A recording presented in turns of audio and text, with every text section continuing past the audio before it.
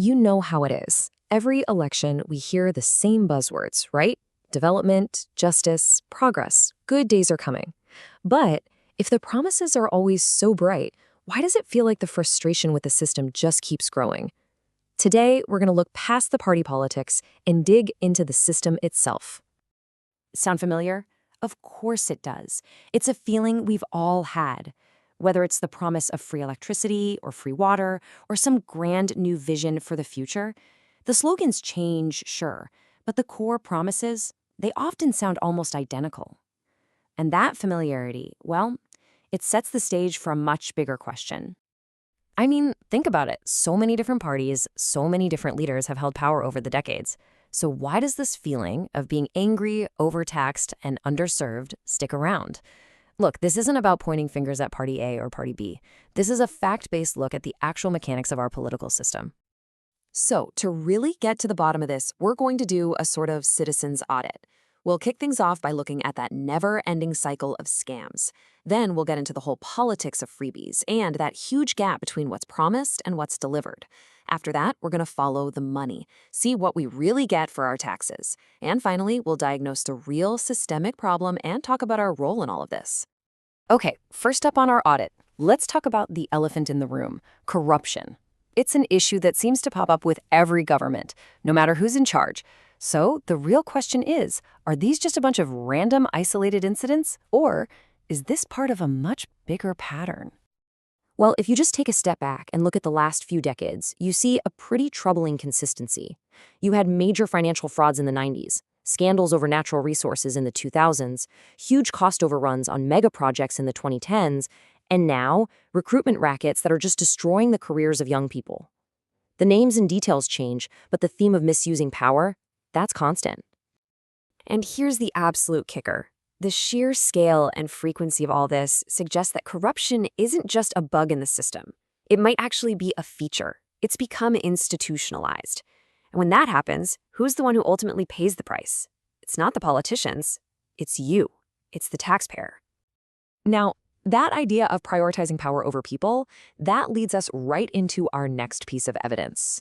The whole political strategy of promising freebies. This has become like standard operating procedure in the election playbook for pretty much every party out there. We all know this list by heart. And let's be super clear about something.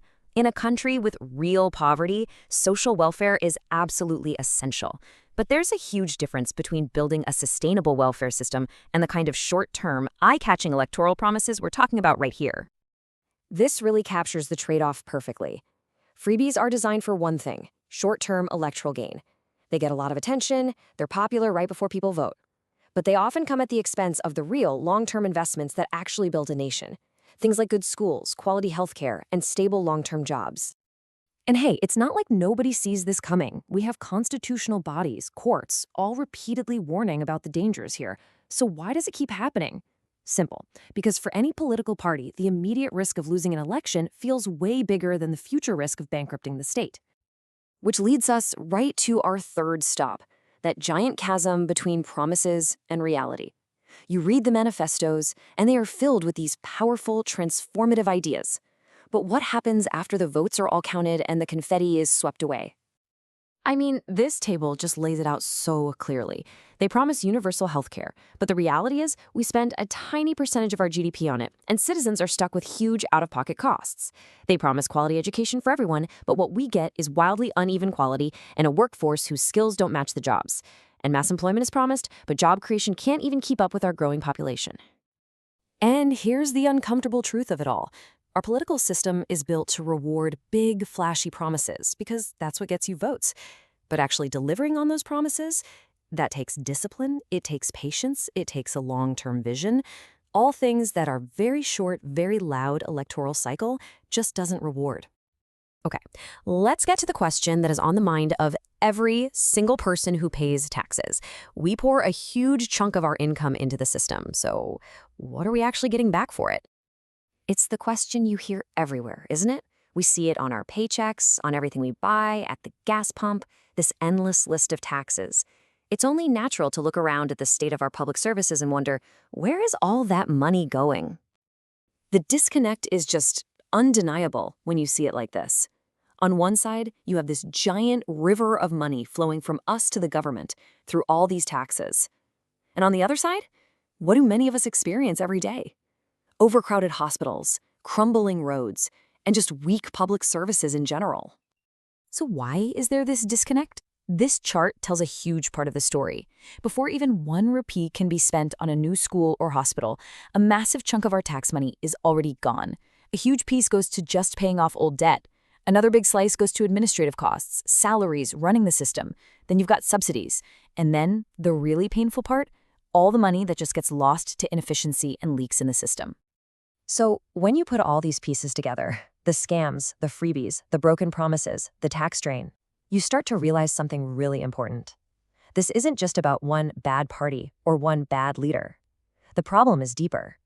It's not about the players. It's about the game itself. This system itself has created this vicious cycle. The incentives are all wrong. It rewards focusing on optics, not outcomes.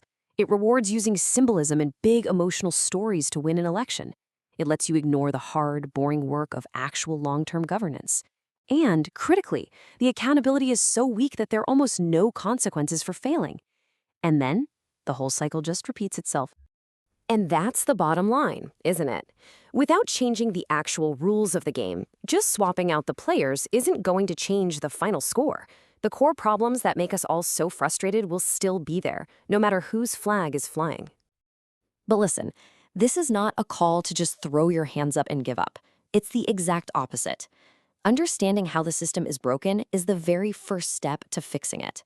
This is a call for us, as citizens, to start demanding way higher standards from our entire political class. So what can we actually do? Well, we can start by reading beyond the screaming headlines. We can question the manifestos instead of just accepting them. We can track what actually gets delivered, not just clap for the speeches. We have to demand transparency. And maybe the biggest one, we have to stop this culture of hero-worshipping leaders and start treating them like what they are, public servants who are accountable to us. This says it all, really. A healthy democracy is not a spectator sport. It starts to fail the moment its citizens become passive consumers. Our questions, our scrutiny, our demands, that's the fuel that makes the engine of democracy actually work for the people it's supposed to serve.